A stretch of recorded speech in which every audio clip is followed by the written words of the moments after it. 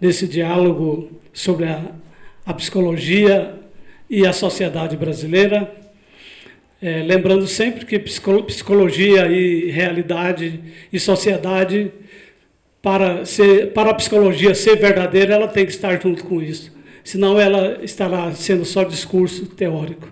Ela tem que refletir a realidade, a complexidade da vida popular, ela tem que refletir e, de certo modo, iluminar aspectos que muitas vezes da realidade brasileira que ficam obscurecidos ou por equívocos cometidos pela mídia ou por equívocos ou distorções cometidas pela própria academia, que muitas vezes funciona de costas para a sociedade, lembrando só de seus títulos, de suas vaidades, de suas honrarias, e esquecendo que existe uma coisa que se chama realidade, o dia a dia da vida do povo. E esse povo tem uma psicologia, tem um jeito de funcionar, ou tem um jeito também de não funcionar, tem um jeito de ser disfuncional, como parece ter sido este o caso dos brasileiros ao longo dos 500 anos ou mais, desde o descobrimento. Eu começaria refletindo a partir do próprio título desse segmento do seminário aqui, que fala deitado eternamente em berço esplêndido. A gente tem a impressão de que realmente o brasileiro ele ainda não levantou do berço que ele acha que é esplêndido, mas que na verdade é um berço anêmico. Então, eu gostaria de falar de improviso para vocês, mas para não me perder no próprio movimento da fala, eu trouxe um texto escrito com base em escritores como Nelson Rodrigues e sociólogos como Roberto da Mata, eu tento refletir sobre como funciona o brasileiro. Por que o brasileiro funciona tão mal? Porque o Brasil é o eterno país da esperança. Sempre é o país do futuro. Só seria pelo fato de ser o Brasil o país do carnaval? Não, tem outros povos que têm belos carnavais, tem bela tradição de cultura popular, mas funcionam melhor do que o Brasil.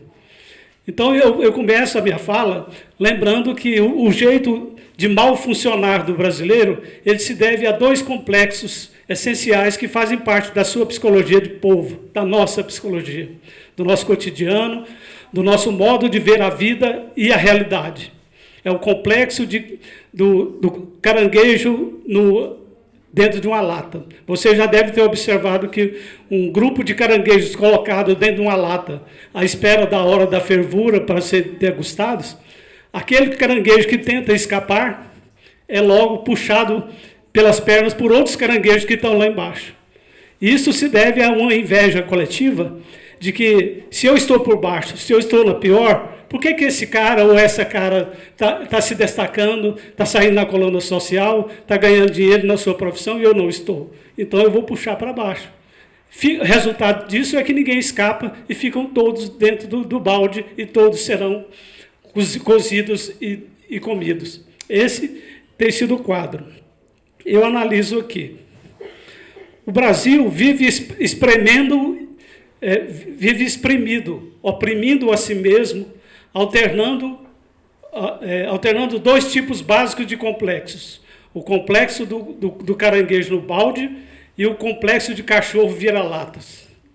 Ao mesmo tempo em que sofremos desse terrível e persistente complexo de inferioridade, os brasileiros são contumazes em repetir os mesmos erros, acreditando que levarão a resultados diferentes. Isso faz parte da psicologia popular, de achar que fazendo a mesma coisa errada, você chegará a uma coisa certa. E pela dialética e pela razão das coisas, já se sabe que ações erradas levam a resultados errôneos. Também são persistentes no pensamento mágico do brasileiro de que desgraças, acidentes e fatalidades só acontecem com seus amigos, conhecidos e vizinhos, sendo que eles, por um passe de mágica, a nada disso estão sujeitos. Somos impermeáveis à percepção da realidade. O mundo pode estar caindo à nossa volta e fingimos não ver, insistimos em não aceitar os fatos e tudo o que está acontecendo.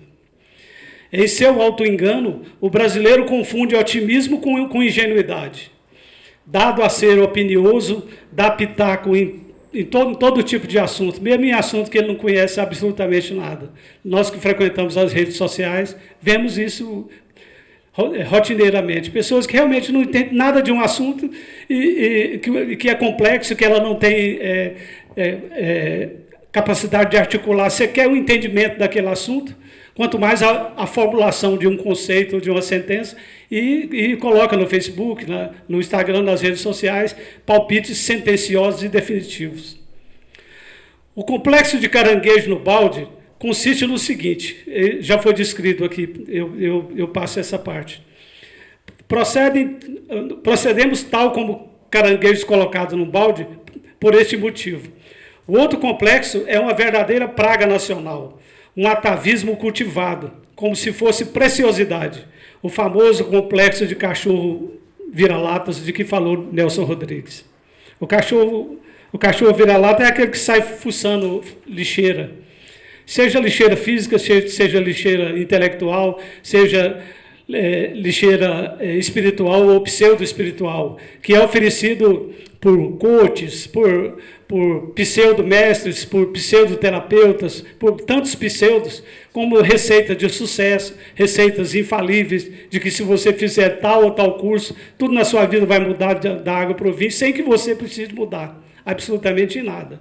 Resultado, levando aquele pensamento mágico de que uma ação equivocada pode levar a um resultado feliz e satisfatório.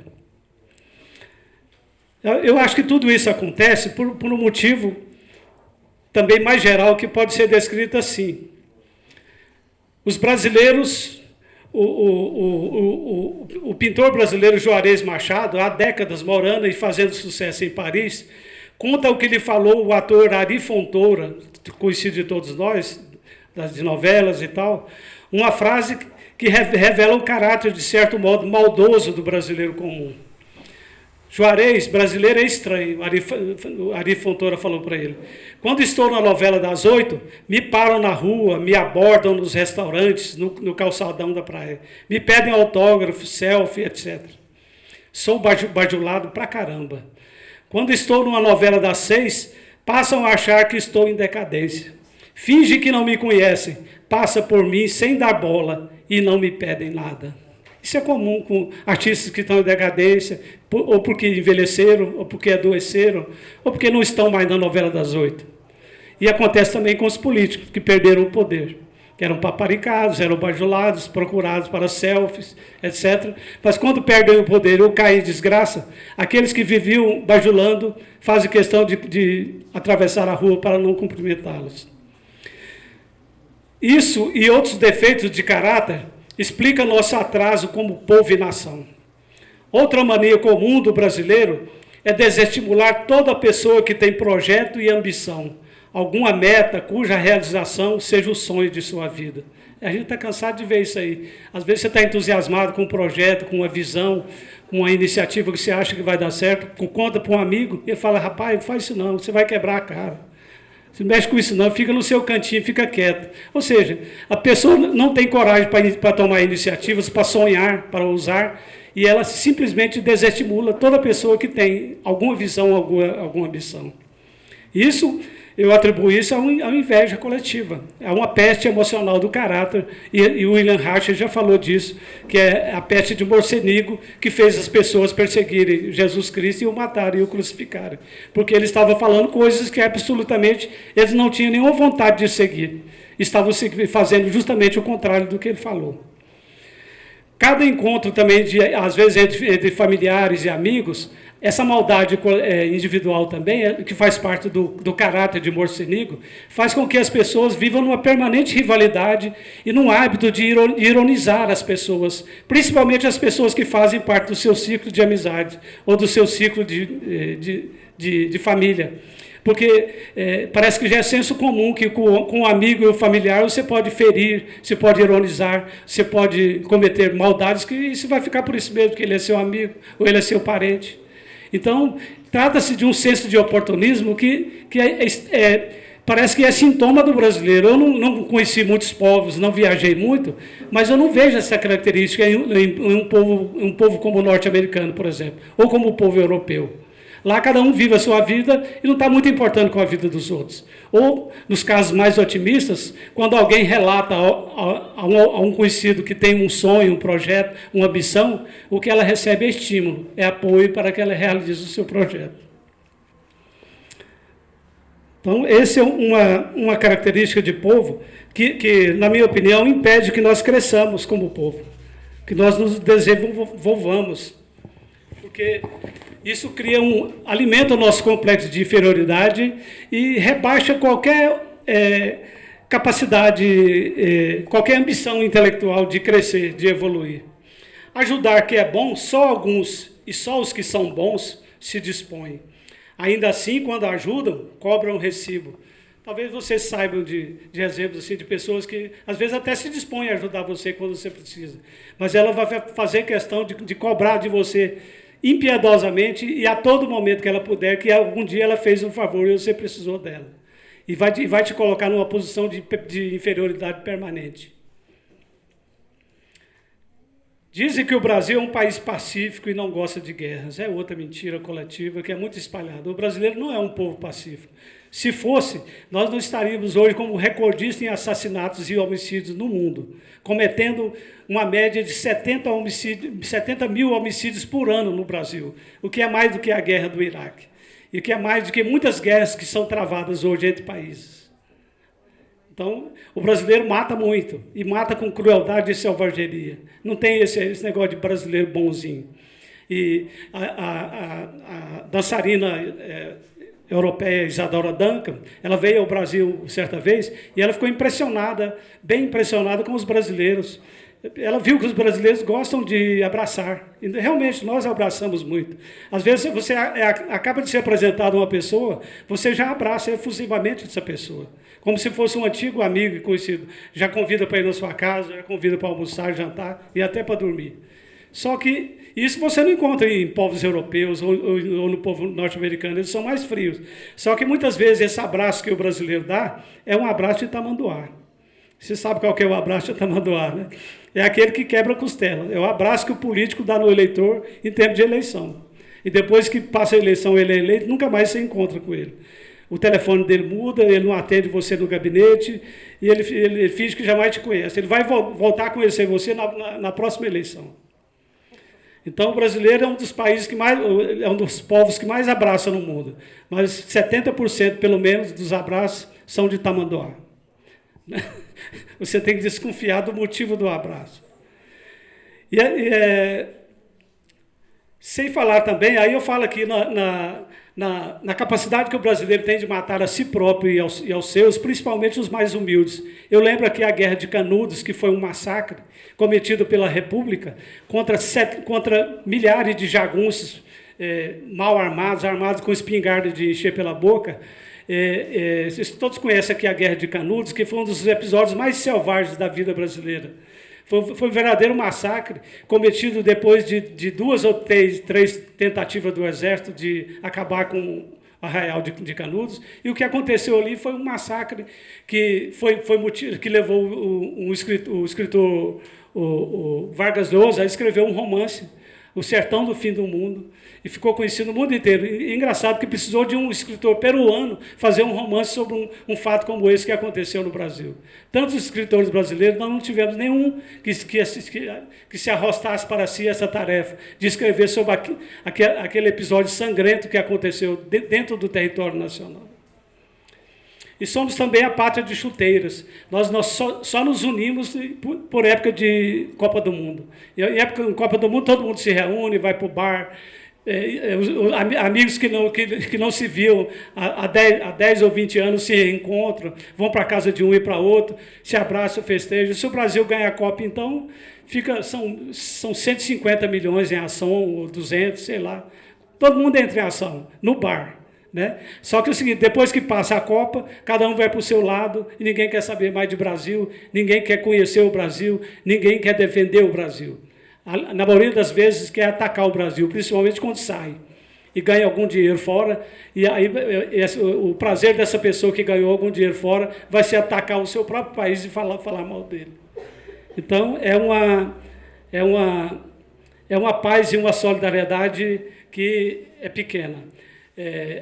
Eu acho que é suficiente para a gente começar aqui um diálogo, um debate, que seria bom que a gente fizesse aqui um ping-pong, não de ironias e malvadezas, mas um ping-pong de inteligência, de informação, porque eu sei que muito do que eu estou falando aqui é até polêmico e pode, até, de certo modo, chocar as pessoas, porque eu também não me importo com isso, porque minha vida toda como jornalista e como escritor, eu sempre fui na contramão.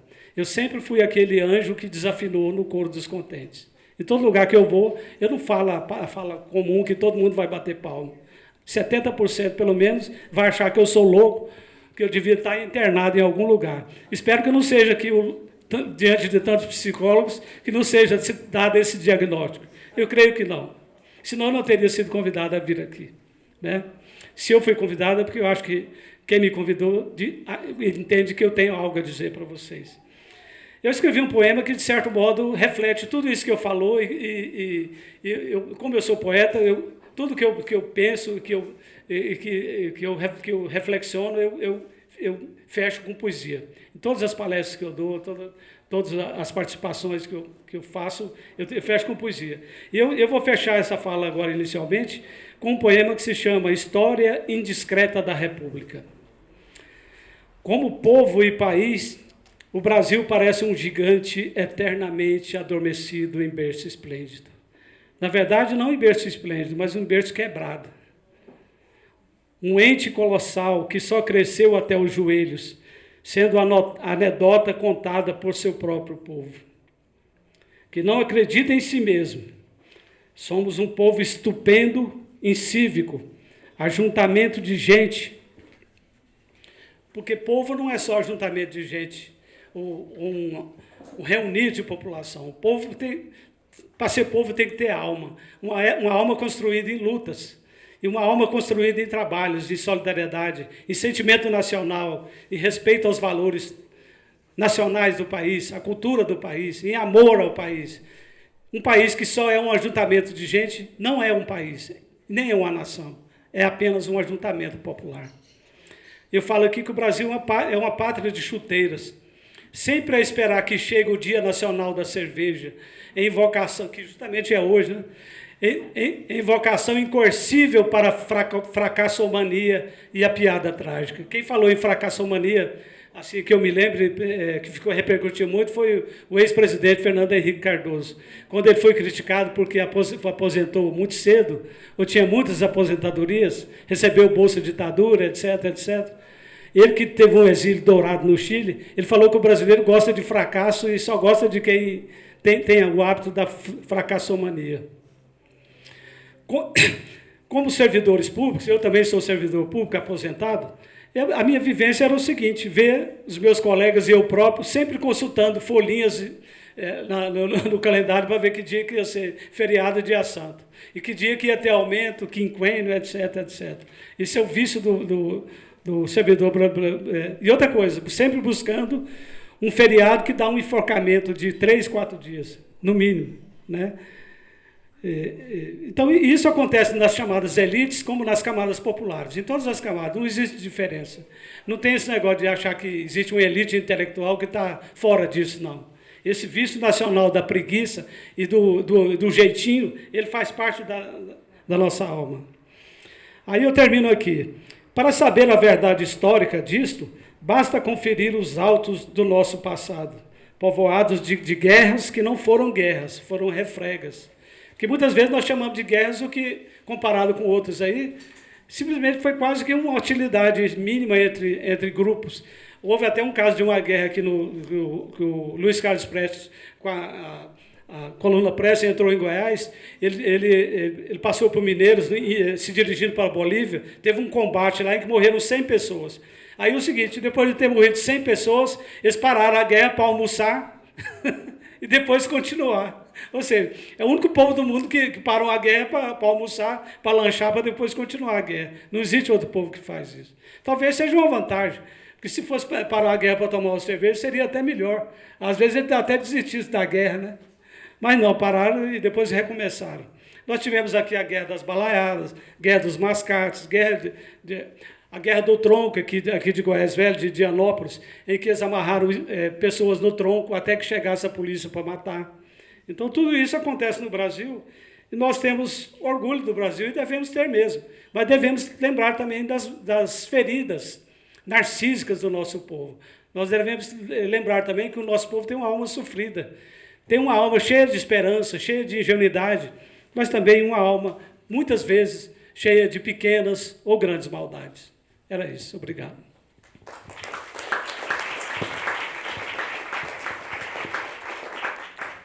Nós vamos agora abrir 20 minutos para perguntas, e eu gostaria que vocês fizessem elas por escrito. Tem alguém que já... Dá? Tem alguém que quer fazer alguma pergunta? Queria fazer uma colocação. Meu nome é Múcio. Foi abordado aí. Assim, você teria alguma sugestão ou alguma opinião sobre essa questão desse conservadorismo que estão pregando hoje, das pessoas de bem, né? Se essa linhagem de pessoas de bem tem condição de quebrar esse paradigma e mudar o Brasil, sair desse brasileiro preguiçoso, o brasileiro que não reage, né? Você acredita que com esse novo pensamento que eles estão tentando impor aí, é possível a gente sair desse mar? Eu acho que é possível, sim. Foi bem observado. E sobre essa questão do pensamento conservador, que só agora, de 1 ano ou 2 para trás, que começou a ser pensado, porque até agora no Brasil o pensamento conservador não existiu. E se existiu, ele foi desqualificado, ele foi ignorado, ele foi massacrado e não teve voz e nem vez. O Brasil é o único país do mundo em que, a se julgar pela mídia e pelos partidos, pelos políticos que disputam eleições, todo mundo do Brasil é de esquerda. E todo mundo é progressista, é politicamente correto, todo mundo defende todas essas bandeiras do politicamente correto, quando, na verdade, a realidade está provando que não. Boa parte do Brasil, a maior parte, inclusive, é de pensamento conservador, é de pensamento tradicionalista, é de pessoas que preservam valores morais, valores e costumes, que, na verdade, não fazem parte dessas bandeiras globalistas que estão sendo colocadas no Brasil. Só que é o seguinte, o pensamento conservador só começou a ter voz agora. Até agora o Brasil não teve um candidato sequer presidente da República, a não ser o Bolsonaro, que chegou e falou assim, eu sou conservador, eu sou reacionário mesmo e vou disputar a eleição defendendo essas bandeiras. Quando apareceu esse candidato, apareceu 50, 60 milhões de pessoas para votar nesse candidato. Porque antes não era possível, porque o candidato não aparecia. Só tinha candidato de esquerda. Eu não quero aqui sair da psicologia para entrar na política, mas a política está também na psicologia. Eu sei que na primeira eleição do Lula, ele se gabou, numa entrevista, de que o Brasil está uma maravilha, porque todos os candidatos são de esquerda. Ou seja, um país que não tem diversidade, que não tem dualidade, não tem diálogo, não tem confronto de opiniões, ele não é um país democrático, é um país ditatorial. Nós vivíamos sob uma ditadura de esquerda. E agora começou a aparecer um pensamento de direita. E as pessoas não têm mais medo de falar, não, eu sou conservador, eu quero preservar alguns valores, como a questão da família, a questão do casamento, a questão do reconhecimento da relação entre pessoas, do reconhecimento de casado, homem e mulher. Então, é claro, essas bandeiras estão por aí, mas agora o pensamento conservador surgiu forte no Brasil e ele tem a perspectiva de crescer como partido, crescer como unidade e fazer com que esse pensamento mude o Brasil. Tem uma perspectiva de a gente não ter mais uma ditadura de opinião única, que essa ditadura de opinião única, ela estava nas universidades, estava na mídia. Por incrível que pareça, eu sou jornalista, eu já sou aposentado como jornalista, mas durante o meu exercício de jornalismo de mais de 30 anos, eu jamais vi uma redação de jornal que tivesse um pensamento conservador. Nem eu mesmo eu era comunista também, eu era de esquerda. E é por isso, talvez, que eu tenha conseguido sobreviver como jornalista. Eu só virei conservador de uns 4 anos para cá.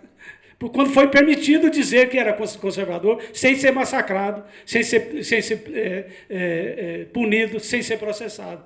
Então, existia um cerco na mídia, na academia, nas universidades, onde só era tolerado o pensamento único. Ou você era de esquerda, ou você não tinha espaço naquele lugar. Você tinha que ir embora. Simplesmente era assim. E até hoje é ainda. Em grande escala na universidade brasileira é assim. Eu sei de casos de professores que declararam conservadores que tiveram que chamar a Polícia Federal para retirá-los da sala de aula, para dar segurança, que queriam linchá-los.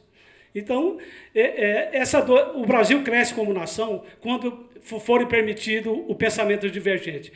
Pensamento revolucionário, avançado, progressista, como é falado, e o pensamento conservador, assim como existe nos Estados Unidos, assim como existe na Europa, né? Onde existe a hegemonia do pensamento da esquerda, mas existem as editoras que publicam livros conservadores, existem os jornais e as revistas e as emissoras de televisão que convidam jornalistas e formadores de opinião de inspiração conservadora. Eu acho que há esperança para o Brasil, sim, dentro de uma democracia verdadeira, em que haja espaço para todo tipo de pensamento e haja um debate livre e democrático entre todas as opiniões. Eu acho, dentro desse pensamento de pessoas esclarecidas, eu penso que talvez as pessoas que concordem com esse pensamento conservador entendam que o governo foi para esse lado e eles ganharam por conta disso.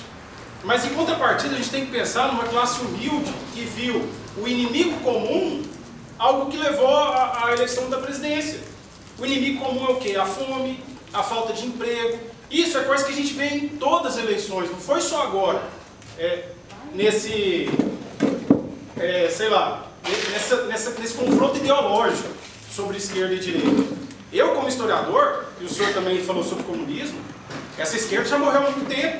Talvez realmente a gente estava vivendo uma ditadura de PT, que deveria sair do poder de toda forma. Mas o discurso criado, e que eu vejo como reacionário também, é o discurso inimigo comum. Esse discurso aconteceu no Brasil e acontece até hoje. Ontem, o nosso presidente falou sobre vocês me perdoem, mas eu sei que o Brasil é laico, mas vocês têm um presidente que acredita em Deus. Ótimo falar isso, mas o desrespeito com as outras pessoas sempre é demais. E também, eu fico até nervoso falar essas coisas, mas ontem, quando ele falou que ia pegar todos os ambientalistas e colocar tudo na Amazônia. Então são coisas que a gente vê o desrespeito todos os dias de um presidente para com um povo, onde os conservadores se sentem totalmente protegidos e o resto da nação que não é conservador vai pro saco, vai pro caldeirão do capeta. Porque é assim, porque se ele falou que vai pegar todos e colocar lá na Amazônia, é porque ele não concorda com casamento de pessoas do mesmo sexo, é porque ele não concorda com pessoas que adoram outros deuses que não é o dele, né? Então eu fico pensando nesses discursos conservadores, que eles não estão sendo conservadores, eles estão sendo fundamentalistas. E esse fundamentalismo pode levar o Brasil a uma guerra civil nas próximas eleições, porque com certeza o Bolsonaro vai ser eleito novamente, né?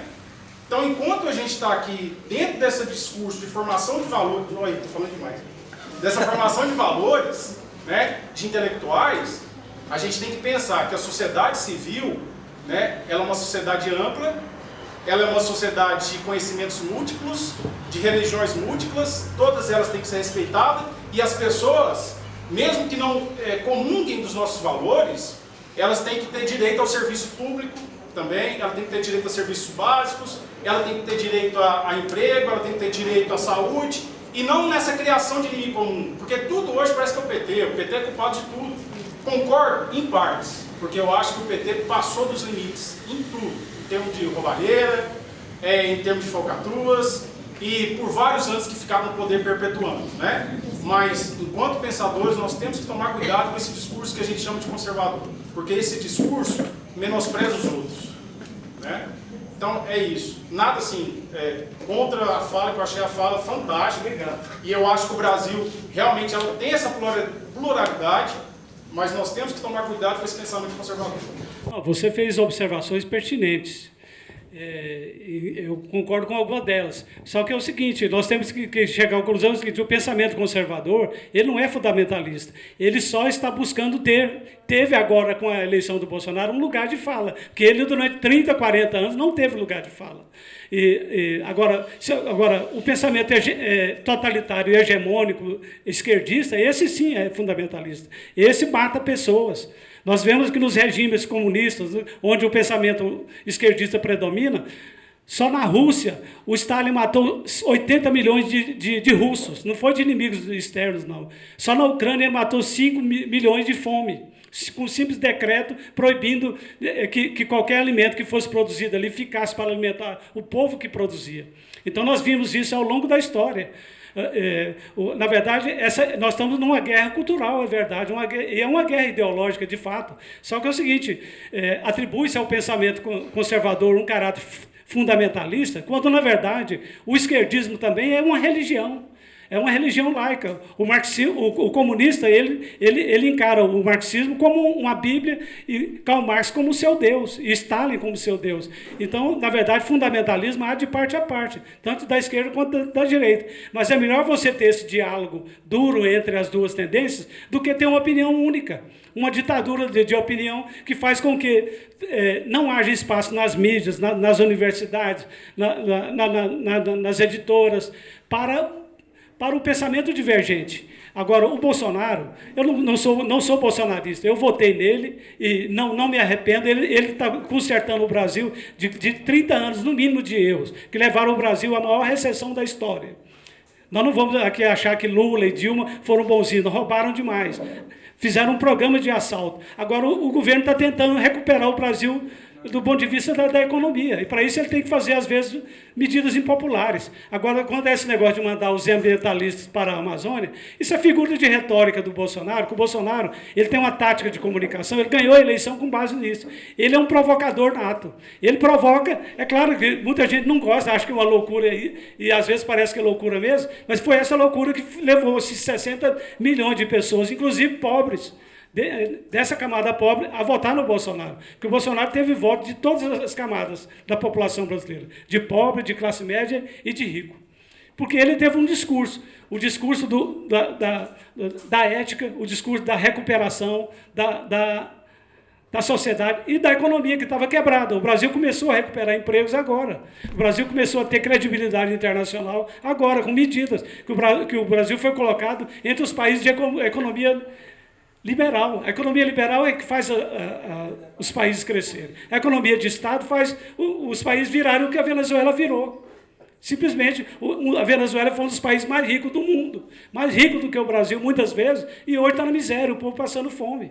Eu acho que o caminho do Brasil, não é, seja lá com outro candidato, é o caminho liberal, da economia liberal, e, sobretudo, é o caminho da democracia, que permite o diálogo ou o debate entre as duas vertentes, a vertente conservadora e a vertente chamada progressista. Isso é a democracia. O Brasil, depois de 30 anos, retomou a democracia. Nós temos que lutar para que continue. Professor de Ciência Política, História, sou sobrinho de desaparecido político e jornalista, você sabe disso. Eu sei o que é um jornal empastelado. Eu fui criado em Brasília e corri a pé várias vezes.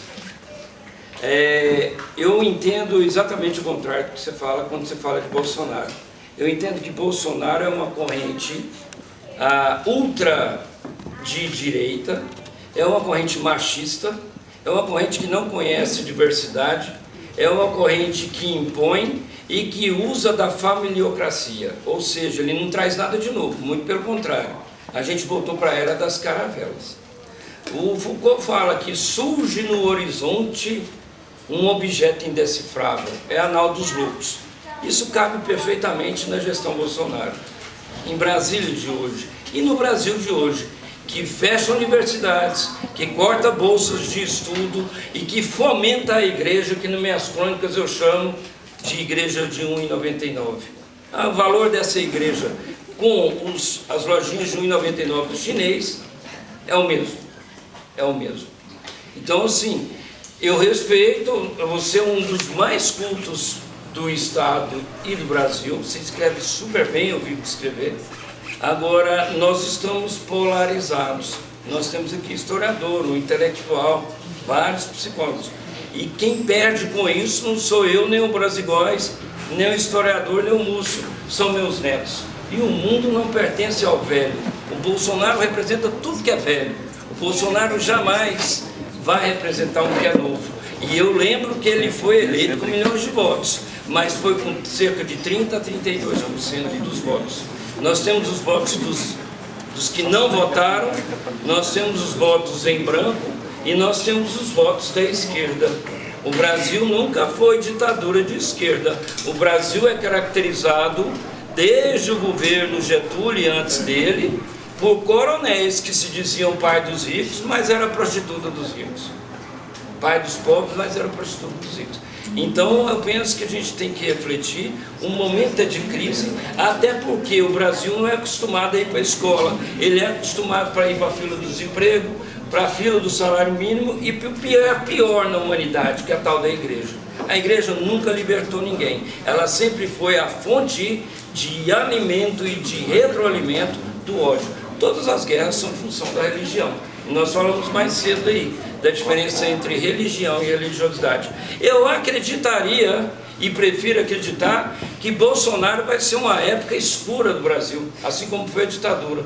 E eu acredito e queria acreditar que Gonzaguinha poderia renascer e fazer da música dele. Eu acredito na rapaziada. Eu acredito que essas meninas que estão aqui, essa juventude que está aqui, o Jorge que está aqui, e até um de nós faria muito maior mudança se a gente elegesse um de nós, ao contrário de eleger a corja política que está no Brasil instalada desde 520 anos. É só um desabafo que eu queria fazer. Bom, eu vou responder com 2 frases. Eu acho que não precisa estender mais. Ainda bem que o Brasil está polarizado. É melhor estar polarizado do que ter uma ditadura da opinião única como existia antes. Em segundo lugar, a igreja não é inimiga, nem a religião é inimiga do povo. O povo que não tem religião é que segue louco como Stalin, como Fidel Castro e Che Guevara. Pelo contrário, o que salva a alma do povo é ter religiosidade e ter ligação com Deus. E ter ligação com suas tradições. Não é essa rapaziada que está... Essa aqui não. Essa rapaziada que está aqui é de gente estudiosa, é de gente... cabeça, que está procurando entender o ser humano, mas tem rapaziada aí no mundo que só está querendo bagunçar tudo, destruir todos os valores. Eu acho que o Bolsonaro vem para recuperar esses valores, não é essa escuridão toda. A escuridão seria Hugo Chávez, seria Maduro, que está destruindo, seria o atual presidente da China, que está destruindo as igrejas, prendendo cristãos, assassinando cristãos, queimando igrejas. Esse é o caminho que o Brasil não deve seguir. Mas, como nós somos democratas, eu sou um democrata, eu quero encerrar aqui com uma frase. Eu divirjo completamente de tudo que você falou, mas lutarei até a morte para que você tenha o direito de continuar falando. Obrigado. Com 2 frases, né? Uma é do Nietzsche, dizer que essa rapaziada aqui é uma rapaziada que tem acesso para as coisas. E a desigualdade social caracteriza ou descaracteriza um povo. Essa rapaziada que está no presídio hoje, que é onde eu trabalho. Senhoras e senhores, eu agradeço a todas as contribuições e colaborações, mas eu não vai terminar não. Eu quero mais 5 minutos de provocação intelectual, até 5 horas, porque está posta à mesa no nosso Brasil o problema da polaridade. Carl Gustav Jung falou muito claro que a cisão arquetípica, a polaridade é uma doença. Tá? A cisão arquetípica é uma doença. Como é que nós podemos integrar essas polaridades? Eu acho que é o grande desafio intelectual e uma provocação a se fazer. Tá? Como é que nós podemos vencer exatamente essa polarização que está entre desemprego e trabalho? Entre força de vontade, não? Tá? E inação. Ou pior do que isso, né? Entre esquerda e direita. Se é que existe esquerda e direita nesse mundo que a gente vive. Deixar a provocação para vocês e pedir para o professor Brasigóis estar falando sobre isso.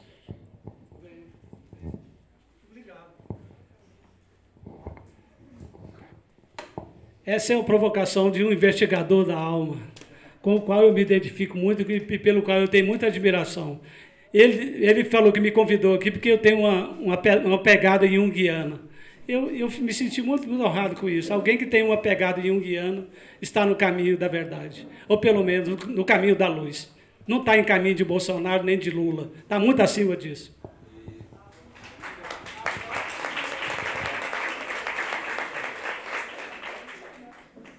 Pessoal, quero agradecer a participação de todos.